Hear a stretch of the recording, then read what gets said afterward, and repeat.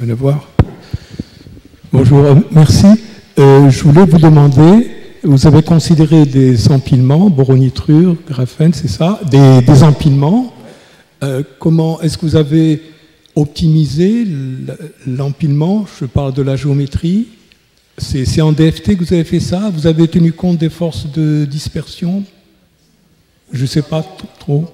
Dans le plan, nous avons des liaisons covalentes, et entre les plans, c'est la liaison de Van der Waals. Oui. Donc nous avons relaxé. Avec quel fonctionnel? C'est avec la JGA. GA. La JGA pour tenir compte de la charge, parce que la charge, la balance de charge n'est pas... Avec des corrections de Van der Waals? Oui, pour tenir compte de l'interaction de Van der Waals, donc nous avons utilisé donc, la fonctionnelle de semi-empirique, de la DFT d'État. Merci. Voilà, merci Karim pour la présentation. Donc j'allais poser une question par rapport au comment vous prenez en charge l'interaction de Van der Waals. Bon, apparemment vous le faites à travers une correction semi-empirique. Ok. Bon, tout le calcul DFT se fait. Vous l'avez fait avec quel code? C'est le code de téléphone Exciting. Ah, donc il fait à la fois le calcul DFT et le calcul post-DFT. Oui, il fait de la GW, DFT, GW. Ah voilà. Donc, bon, si j'ai bien compris, donc vous jouez sur l'empilement entre le BN, le netrir de BN et le graphène. Voilà.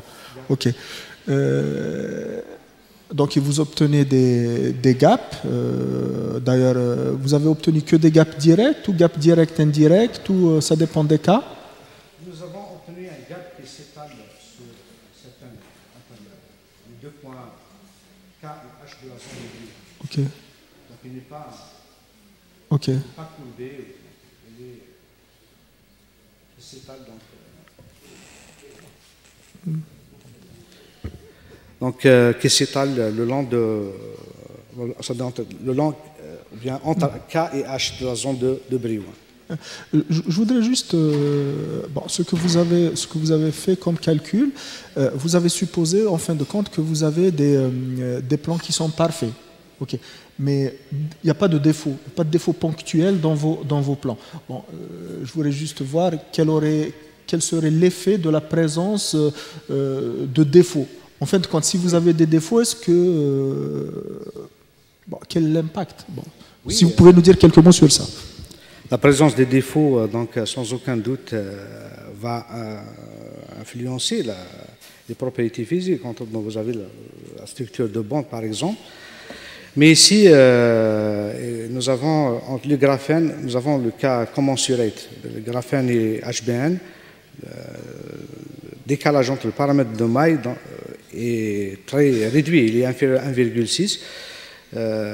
Donc, pour avoir le défaut, c'est-à-dire, on va l'avoir, mais à une distance très loin, c'est-à-dire d'un point de considération. Si on se positionne en un point du réseau, le défaut sera très loin de ce point, là où vous vous positionnez. Mais bon, c'est-à-dire on peut s'intéresser au cas incommensurate. Bien évidemment, il y a beaucoup de gens qui travaillent sur ça, mais ceci nécessite donc des moyens de calcul colossaux. Et voilà, parce que on aura affaire à des supercellules qui contiennent des milliers d'atomes. Juste pour enchaîner, je ne sais pas si vous l'avez dit, les systèmes que vous traitez, ça comporte combien d'atomes, typiquement? C'est 4 atomes pour la... 4 atomes, ok. 6. Nous avons 3 lettres, donc 6 atomes. Ok, je vous remercie. Je vous en prie. D'autres questions?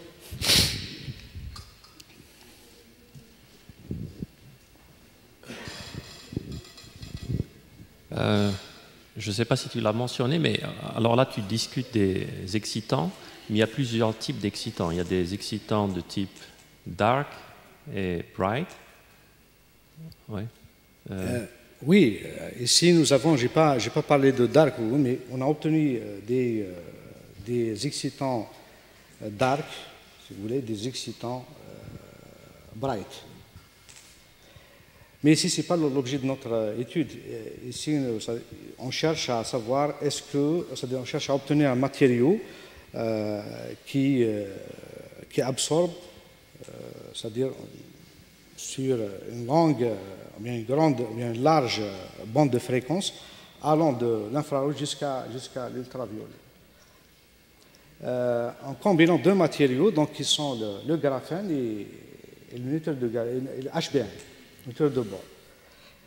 On sait bien que ces deux matériaux, graphène, c'est-à-dire il est featureless, indivisible region, n'absorbe pas dans cette région, et la même chose pour le HBM. Mais en les combinant, on voit bien que c'est-à-dire on obtient de l'absorption même dans le visible. Ce qui nous intéresse ici dans notre travail, c'est les différents types d'excitants, non pas en termes bright or dark, mais en termes c'est-à-dire on cherche à obtenir des excitants hybrides, c'est-à-dire qui sont contribués par les deux matériaux et ces excitants doivent être dans la zone là où les deux matériaux n'absorbent pas. Voilà. Ok, pas d'autres questions? Peut-être une autre question alors. Non, ce que j'ai remarqué, je ne m'y connais pas trop, mais récemment, il y a eu beaucoup de travaux sur les empilements de graphine, des bilaires de graphine, et on parle de twisted graphene, donc avec vous avez deux monocouches de graphine qui sont désorientées par un petit angle de 1 degré, je ne sais pas, est-ce qu'il peut donner de la superconductivité, du magnétisme? Et on parle beaucoup de structures ou bien des états qui sont non dispersifs. Et là, je vois que lorsque vous avez cet empilement-là, vous avez dans une partie de votre structure de bande des régions qui ne sont pas dispersibles. Et je ne sais pas si... là, non, auparavant, par exemple, non, là, par exemple, en allant de K à H, vous voyez, il y a des régions qui sont planes. Je ne sais pas, est-ce que ça a des implications à ce niveau-là? Parce que là, actuellement, les gens cherchent à utiliser des hétérostructures pour avoir des trucs comme ça, quoi. Des bandes, des bandes plates. Plates, ouais. Oui, c'est possible. Je ne sais pas, oui.